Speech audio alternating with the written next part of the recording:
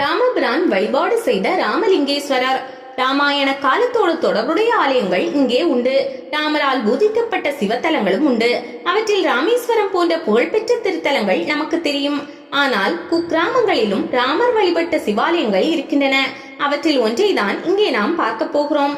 கடலூர் மாவட்டம் பின்னலூர் என்ற சின்னஞ்சிறு கிராமத்தில் ராமலிங்கேஸ்வரர் ஆலயம் உள்ளது. மிகவும் பழமையான இந்த ஆலயத்தில் உள்ள இறைவனை ராமர் வழிபட்டதாக தலவரலாறு சொல்கிறது. அயோத்தியா பட்டினத்திலிருந்து ராமேஸ்வரம் நோக்கி ராமர் சென்ற போது பின்னலூர் என்ற கிராமத்தில் மணலால் சிவலிங்கம் செய்து வழிபாடு செய்ததாக கூறப்படுகிறது. குலோத்துங்க சோழன் தனது ஆட்சி காலத்தில் 72 மாடக்கோவில்கள் கட்டியதாகவும் அதில் ஒன்று இக்கோவில் என்றும் கூறப்படுகிறது. குலோத்துங்க சோழன் ஆட்சி செய்த காலத்தில் மக்கள் விவசாய பணிக்காக பள்ளம் தோண்டும் போது பூமிக்கு அடியில் இருந்து சிவலிங்கம் ஒன்றை வெளியே எடுத்தனர். இது பற்றி மக்கள் அனைவரும் குலோத்துங்கனிடம் விவரத்தை கூறினார். இதையடுத்து குறிப்பிட்ட இடத்திற்கு சென்ற குலோத்துங்க சோழன் சிவபெருமானுக்கு அங்கே ஒரு ஆலயத்தை அமைக்க முடிவு செய்தார். அந்த ஆலயத்தை மாடக்கோவிலாக அமைத்ததாக கூறப்படுகிறது. வடலூர் அருட்பிரகாச வள்ளலார் என்று அழைக்கப்படும் ராமலிங்க அடிகளாரை நமக்கு தெரியும். ஆனால் அவருக்கு அந்த பெயர் வந்ததற்கான காரணம் இந்த ராமலிங்கேஸ்வரர் ஆலயம்தான் என்று சொல்லப்படுகிறது. அருட்பிரகாச வள்ளலாரின் தந்தை ராமையா பிள்ளை தில்லை நடராஜரை தரிசிக்க வடலூரிலிருந்து பின்னலூர் வழியாக செல்வது வழக்கம். அப்பொழுது தினமும் ஊரில் இருக்கும் ராமலிங்கேஸ்வரர் ஆலயத்திற்கு தரிசனம் செய்து தனக்கு புத்திர பாக்கியம் இல்லாத குறையை மகேசனிடம் மனதார வேண்டியிருக்கிறார். அவர் வேண்டுதல் பலித்து ராமலிங்கேஸ்வரர் அருளால் ஒரு அழகான ஆண் குழந்தை பிறந்தது. எனவே அந்த குழந்தைக்கு இக்கோவிலில் வைத்து ராமலிங்கம் என்று பெயர் சூட்டியதாக கூறுகிறார்கள். இப்படி பல சிறப்பு வாய்ந்தது இந்த ஆலயம்.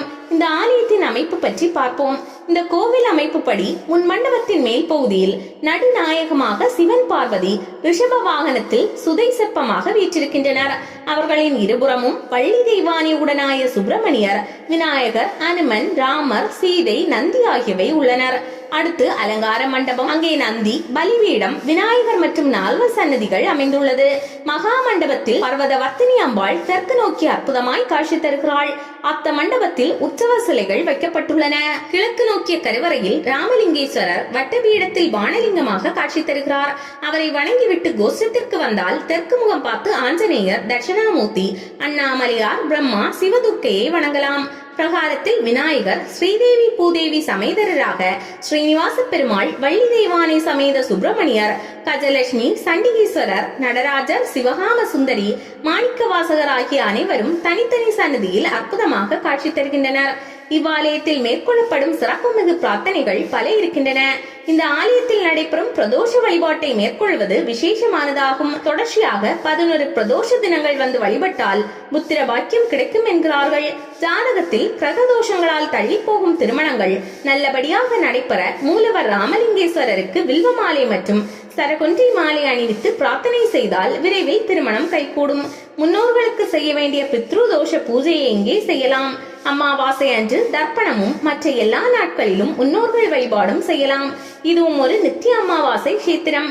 மனதுக்கு பிடித்த மன வாழ்க்கை அமைய ஆடிப்பூரம் அன்று கன்னிப்பெண்கள் பர்வதவர்த்தினி அம்பாளுக்கு வளையல் அணிவித்து பிரார்த்தனை செய்தால் மனம் போல் வாழ்க்கை அமையும். கடன் பிரச்சனை நீங்க, குடும்ப நிம்மதி கிடைக்க தேய்பிறை அஷ்டமி என்று பைரவரை வழிபடுகிறார்கள்.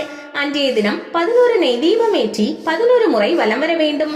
இவ்வாலயத்தில் நடைபெறும் விழாக்களில் முக்கியமானது சிவராத்திரி. அன்றைய தினம் 4 கால பூஜை வெகு சிறப்பாக நடைபெறும். மேலும் அன்றைய தினம் முழுவதும் கோவில் நடை திறந்திருக்கும். தில்லை நடராஜர் கோவிலில் நடைபெறுவது போல் இந்த ஆலயத்திலும் ஆண்டுக்கு 6 நடராஜர் அபிஷேகம் சிறப்பாக நடைபெறுகிறது. விநாயகர் சதுர்த்தி அன்று இங்குள்ள விநாயகருக்கு சிறப்பு அபிஷேகம் செய்யப்பட்டு சந்தன காப்பு அலங்காரம் செய்து பலவிதமான மோதக கொழுக்கட்டைகள் பிரசாதமாக நைவேத்தியம் செய்யப்படும்.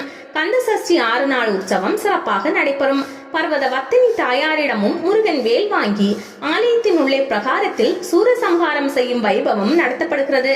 இந்த ஆலயம் தினமும் காலை 5 மணி முதல் பகல் 12 மணி வரையும், மாலை 4 மணி முதல் இரவு 8:30 மணி வரையும் பக்தர்கள் தரிசனம் செய்வதற்காக திறந்து வைக்கப்பட்டிருக்கும். அமைவிடம் கடலூர் மாவட்டம் வடலூரிலிருந்து 9 கிலோமீட்டர் தொலைவில் அமைந்துள்ளது பின்னலூர் ராமலிங்கேஸ்வரர் கோவில்.